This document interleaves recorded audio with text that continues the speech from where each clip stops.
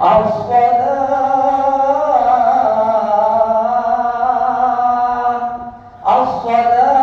سنة العيد الأضحى ركعتين جامعة رحمكم الله.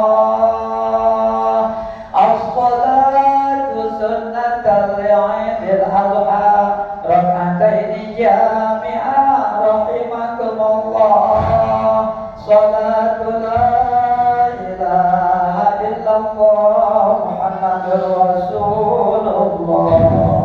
الله أكبر الله أكبر الله أكبر الله أكبر الله أكبر الله أكبر الله أكبر الله أكبر الله أكبر الله أكبر كبيرا والحمد لله كثيرا وسبحان الله بكرة وأصيلا.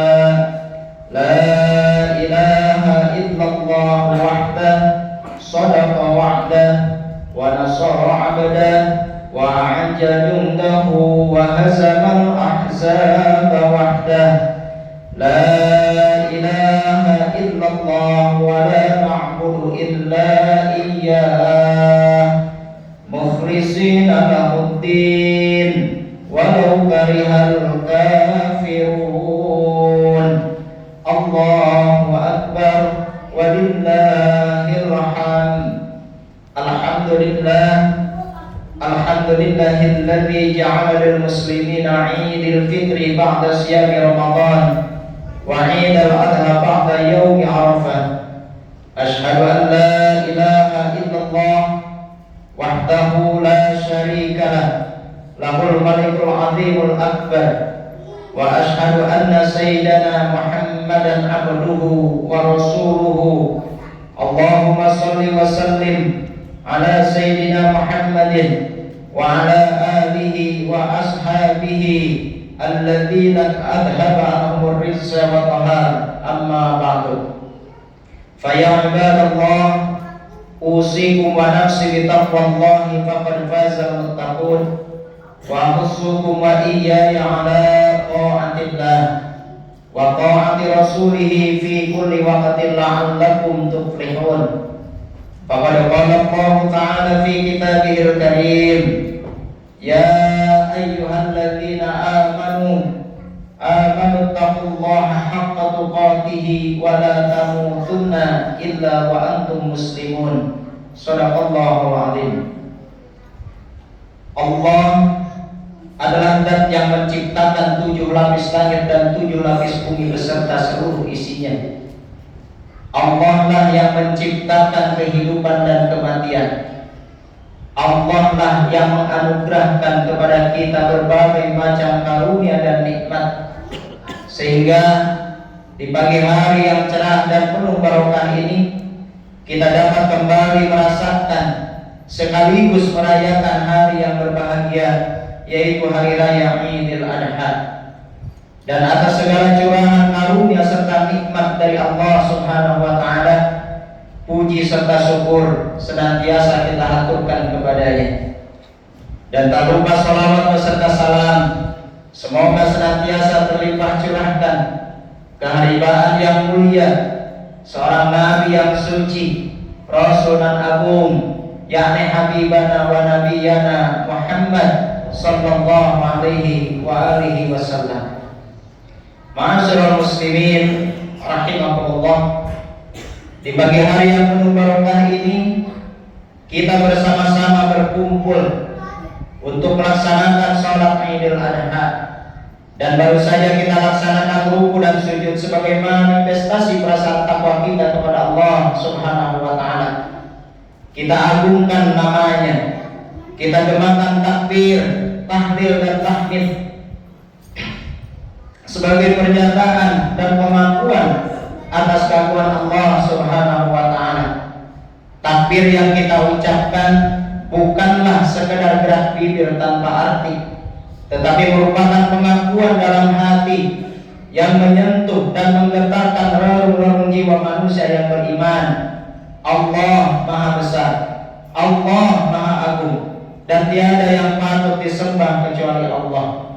Oleh karena itu, melalui mimbar ini saya mengajak kepada diri saya sendiri dan juga kepada hadirin sekalian, marilah kita tundukkan kepala dan jiwa kita di hadapan Allah yang Maha Besar. Campakkanlah, buanglah jauh-jauh sifat keangkuhan dan kecongkakan yang dapat menjauhkan kita dari rahmat Allah Subhanahu wa Ta'ala. Sebab apapun kebesaran yang kita sandang, kita ini kecil di hadapan Allah Subhanahu wa Ta'ala. Betapapun perkasanya kita, masih lemah di hadapan Allah yang Maha Kuat. Dan betapapun hebatnya kekuasaan dan pengaruh kita tidak ada daya dan upaya dalam genggaman Allah yang Maha Kuasa atas segala-galanya.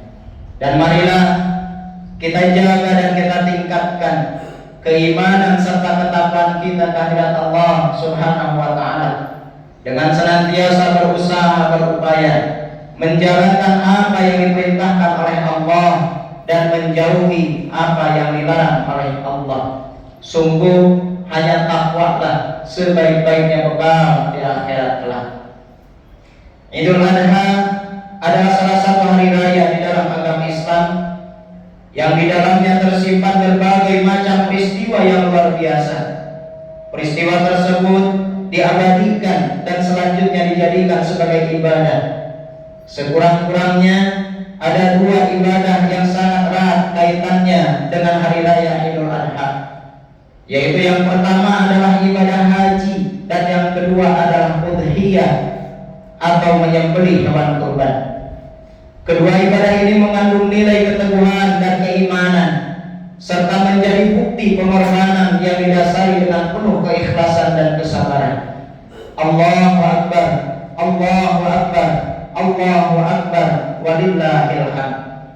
Ma'asyiral muslimin rahimakumullah, ibadah haji atau yang termasuk ke dalam rukun Islam yang kelima merupakan kewajiban bagi kita selaku umat Islam yang memiliki kemampuan. Hal ini sebagaimana ditegaskan oleh Allah Subhanahu wa Ta'ala di dalam Al-Quran surah Ali Imran ayat 97. Walillahi 'alan nasi hijjul baiti man istata'a ilaihi sabila wa man kafara fa innallaha ghaniyyun 'anil 'alamin. Maknanya wallahu a'lam bihaqiqatil murad, dan di antara kewajiban manusia terhadap Allah adalah melaksanakan ibadah haji ke Baitullah. Man istata'a ilaihi sabila, yaitu bagi orang-orang yang mampu mengadakan perjalanan ke Baitullah. Faman wa man kafara fa innallaha ghaniyyun 'anil 'alamin. Dan barang siapa yang mengingkari kewajiban haji, dia sudah diberi kemampuan, dia diberikan keleluasaan, waktu, harta, dan kesehatan untuk melaksanakan ibadah haji, tapi dia tidak melaksanakannya, maka ketahuilah bahwa Allah Maha Kaya. Allah tidak memerlukan sesuatu dari seluruh alam ini.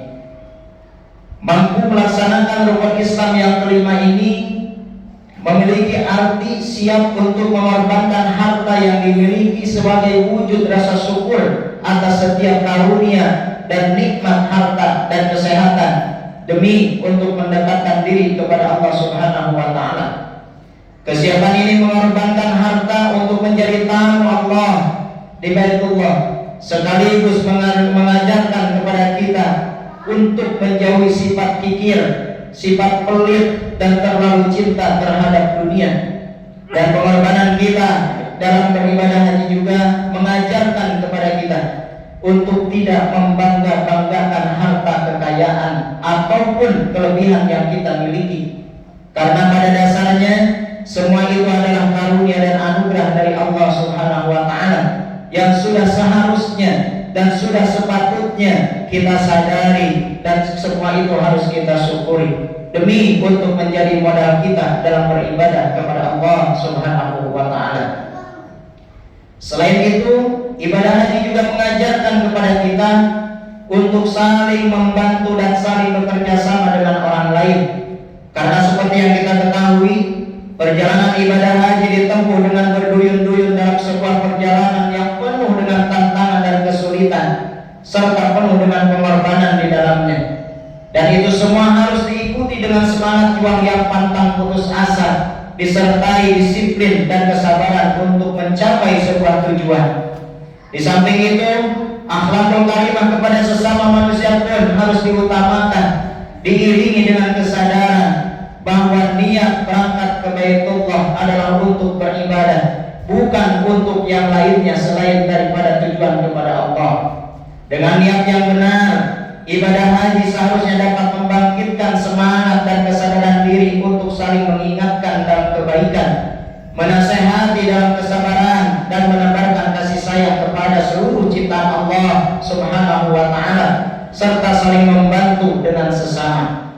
Ibadah haji harus dapat membangkitkan semangat persaudaraan dan jiwa sosial di antara sesama kita untuk saling menolong dan saling membantu. Dan inilah salah satu gambaran orang yang mabrur di dalam melaksanakan ibadah haji. Ibadah haji yang mabrur merupakan wujud ketaatan dan ketundukan kita kepada perintah Allah Subhanahu wa Ta'ala, yang di dalamnya memiliki keistimewaan dan pahala luar biasa.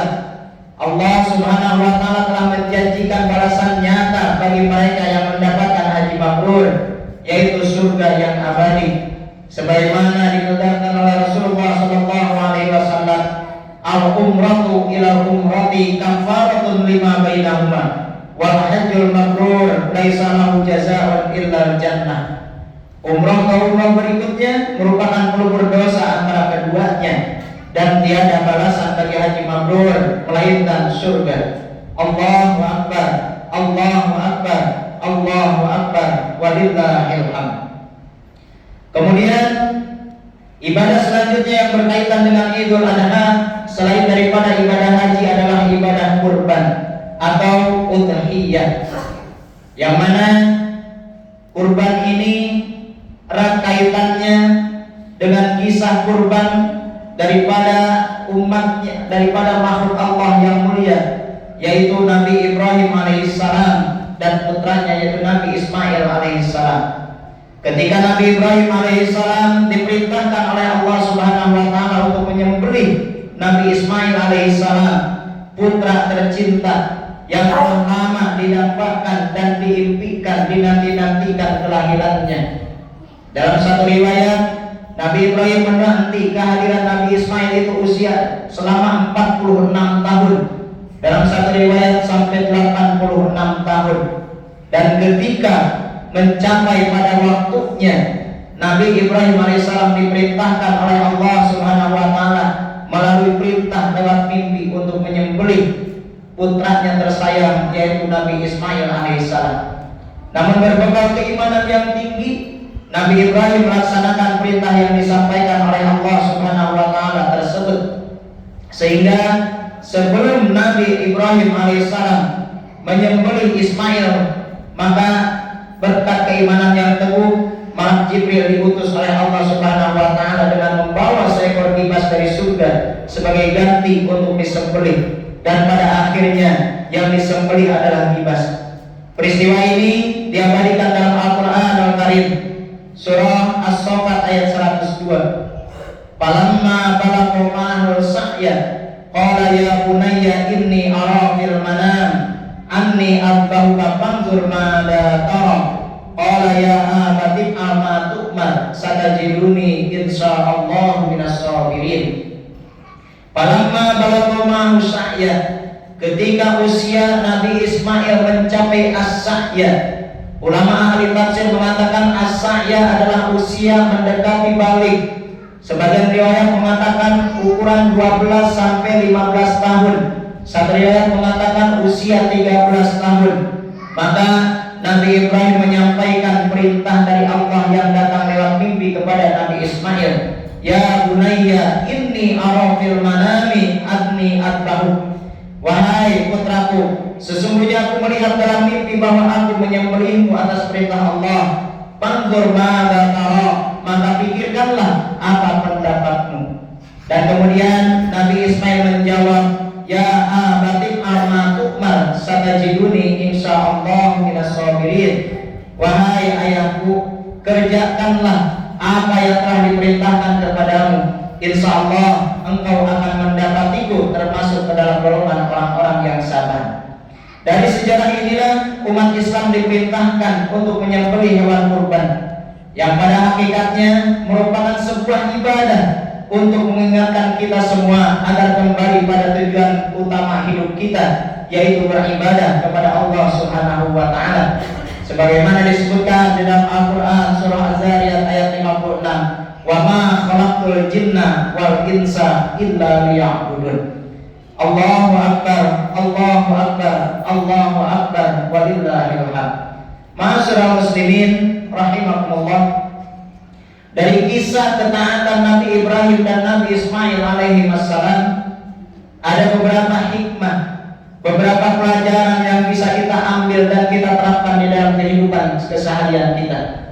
Yang pertama adalah pelajaran dari ketaatannya Nabi Ibrahim dan Ismail alaihissalam, di mana di saat Nabi Ibrahim dan Nabi Ismail mendapatkan perintah dari Allah, yang sungguh perintah ini tidak mudah, di mana seorang ayah yang menantikan kelahirannya seorang putra yang begitu ia sayangi, kemudian setelah lahir anak yang dinanti-nanti diperintah oleh Allah untuk disembelihnya, kemudian seorang anak yang begitu sayang kepada kedua orang tuanya, kemudian datang perintah dari Allah untuk disembelih, maka keduanya mentaati, mematuhi, mengikuti perintah Allah Subhanahu wa taala. Dan ini semua tentu bukan tanpa modal, tapi ini semua berdasarkan keimanan yang kuat, berdasarkan ketaatan yang kokoh dari dua hamba yang mulia kepada Allah Subhanahu wa taala. Maka di dalam kehidupan sehari-hari kita harus belajar melatih diri agar kita menjaga ketaatan kepada Allah atas apa yang diperintahkan oleh Allah. Kita harus melatih diri bagaimana kita tetap patuh atas apa yang dilarang dan diperintahkan oleh Allah dalam situasi seperti apapun. Nabi Ibrahim alaihissalam adalah contoh yang begitu mulia. Begitu berat perintah yang disampaikan oleh Allah, tapi beliau bisa melaksanakannya dengan landasan keimanan. Anak yang disayang tidak menjadi penghalang untuk mendekatkan diri kepada Allah. Dan inilah yang diperintahkan oleh Allah kepada kita. La tulhikum amwalukum wa auladukum an dzikrillah. Janganlah melalaikan kalian atau menghalangi kalian harta-harta dan anak-anak kalian an dzikrillah, daripada mengingat Allah. Ulama tafsir mengatakan ayat ta'atillah, janganlah menjadi penghalang harta dan anak untuk berbuat taat kepada Allah Subhanahu wa taala. Allahu akbar, Allahu akbar, walillahil hamd. Selain dari ketaatan yang dapat kita pelajari daripada kisah Nabi Ibrahim dan Nabi Ismail alaihissalam adalah solehnya atau taat dan patuhnya seorang anak terhadap kedua orang tuanya. Kita diajarkan bagaimana seorang anak yang soleh menghormati dan mentaati sosok yang paling berjasa dalam kehidupan kita, yaitu kedua orang tua kita. Orang tua adalah sosok yang mulia dan harus kita hormati serta harus kita sayangi selamanya. Kita harus memperlakukan mereka dengan baik karena mereka adalah sumber keridhaan Allah Subhanahu wa taala. Maka dari itu, bagi yang masih memiliki orang tua atau orang tua yang masih dalam keadaan sehat dan masih bersama, jagalah dan muliakanlah kedua orang tua kita. Jangan sekali-kali perkataan kita dan perbuatan kita menyakiti, menyinggung, menggores, melukai perasaan hati kedua orang tua kita. Mereka orang tua adalah orang yang sangat berjasa besar di dalam kehidupan kita. Hormati dan sayangi orang tua kita. Dan bagi yang orang tuanya sudah tiada atau sudah meninggal, ziarahilah makamnya. Panjatkanlah doa kepada Yang Maha Kuasa, semoga mereka diampuni dosanya dan amal ibadahnya diterima di sisi Allah Subhanahu wa taala. Kita harus sadar, sesukses apapun kita itu takkan lepas dari doa dan jasa orang tua kita. Sebanyak apapun materi yang kita miliki, sungguh itu tidak akan pernah bisa membalas jasa-jasa kedua orang tua kita. Maka pantas jika Rasul mengatakan ridho orang tua akan menjadi sumber kesuksesan kita, dan sebaliknya kemarahannya adalah merupakan sebuah bencana dalam kehidupan kita. Karena keridhaan Allah sangat tergantung kepada keridhaan orang tua, dan kemarahan Allah tergantung pada kemarahan kedua orang tua. Ridhallahi fi ridhal walidain wa sukhtullahi fi sukhtil walidain. Oleh karenanya, di hari yang penuh dengan keberkahan ini, mari kita bersama-sama mendoakan semoga orang tua kita yang masih ada bersama kita senantiasa diberikan keberkahan kesehatan. Semoga mereka senantiasa mendapatkan perlindungan serta kemudahan. Semoga mereka akan tetap terjaga Islam dan imannya hingga saatnya nanti dipanggil oleh Allah Subhanahu wa Ta'ala. Dan bagi orang tua kita yang telah tiada, kita doakan mudah-mudahan mereka diterima iman dan Islamnya, diampuni segala dosa dan kesalahannya, serta diberikan kenikmatan dan kemuliaan di sisinya. Amin ya Allah ya Rabbal Alamin. Ma'asyiral muslimin rahimakumullah, mudah-mudahan kita semua bisa meneladani daripada ketaatan dan kesalehannya Nabi Ibrahim alaihissalam dan Nabi Ismail alaihissalam, dan mudah-mudahan kita semua bisa mengisi seluruh aktivitas kehidupan kita dengan beribadah kepada Allah Subhanahu wa Ta'ala. Karena tugas utama kita di dunia bukan untuk mencari pangkat yang tinggi, bukan untuk mengumpulkan harta kekayaan yang banyak, akan tetapi untuk mengabdikan diri beribadah kepada Allah Subhanahu wa Ta'ala. Wa ma khalaqtul jinna wal insa illa liya'budun. Barakallahu li wa lakum bil Qur'anil azim wa nafa'ani wa iyyakum bima fihi minal ayati wa dzikril hakim. Aqulu qouli hadza astaghfirullah li wa lakum. Allahumma salli ala sayyidina Muhammad. Allahumma salli alaihi wa sallim.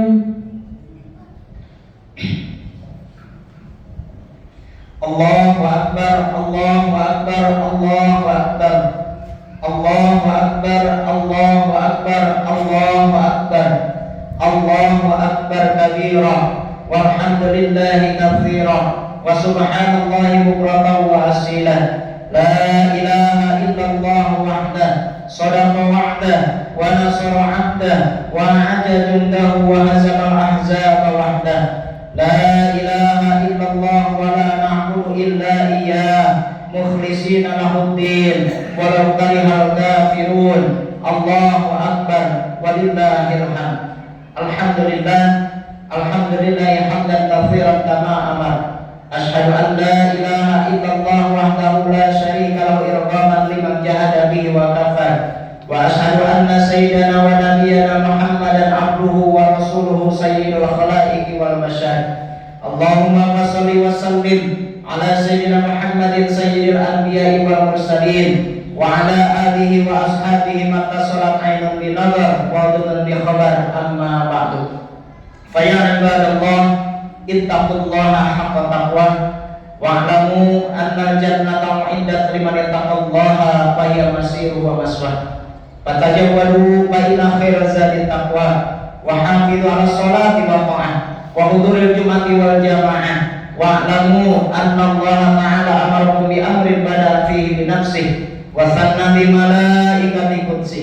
Faqala ta'ala inna Allah wa malaikatahu yusalluna 'alan nabi ya ayyuhalladzina amanu sallu 'alaihi wa sallimu taslima. Allahumma shalli 'ala sayyidina Muhammad wa 'ala ali sayyidina Muhammad kama shallaita 'ala sayyidina Ibrahim wa 'ala ali sayyidina Ibrahim wa barik 'ala sayyidina Muhammad wa 'ala ali sayyidina Muhammad kama barakta 'ala sayyidina Ibrahim wa 'ala ali sayyidina Ibrahim fil 'alamin innaka Hamidum Majid. Amin amin ya Allah ya rabbal alamin. Allahumma ighfir lil muslimina wal muslimat wal mu'minina wal mu'minat al ahya'i minhum wal amwat. Allahumma ansur juyusal muslimin wa asakirul muwahhidin wa ahlikil kafarata wal rafidata wal mubtadi'ata wal musyrikin wa damir a'da'ana wa a'da'aka wa a'da'ad-din.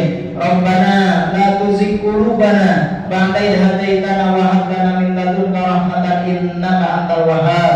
Rabbana hab lana min azwajina wa dhurriyyatina qurrata a'yunina waj'alna lil muttaqina imama. Rabbana atina fid dunya hasanah wa fil akhirati hasanah wa qina adzabannar wa adkhilna jannata ma'al abrar ya aziz ya ghaffar ya wasi'ul maghfirah ya arhamar rahimin. Ibadallah, innallaha ya'murukum bil 'adli wal ihsan wa ita'il qurba wa yanha 'anil fahsya'i wal munkari wal baghi ya'idukum la'allakum tadhakkarun. Fadhkurullaha 'azima yadhkurkum washkuruhu 'ala ni'amihi yazidkum wa la dzikrullahil akbar. Allahu akbar, Allahu akbar, Allahu akbar.